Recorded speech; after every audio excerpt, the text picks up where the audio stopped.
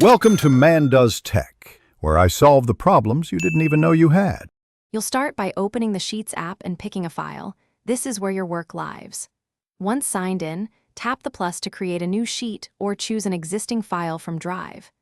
Make sure syncing is enabled so changes save automatically. If you expect no connection, mark the file for offline access.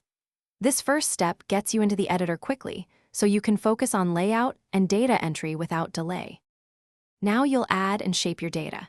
Tap any cell to type, or use the formula bar for longer inputs. Use the menu to set number formats like % or currency, so values behave correctly in calculations. Once data is entered, insert rows or columns and freeze the header row to keep labels visible while scrolling. If you need order, apply sort or filter. This helps you analyze without moving raw data around. These actions keep your sheet tidy and functional. Finish by adding formulas and sharing. Start any formula with equals and use SUM or average for quick totals. IF or VLOOKUP handle logic and lookups.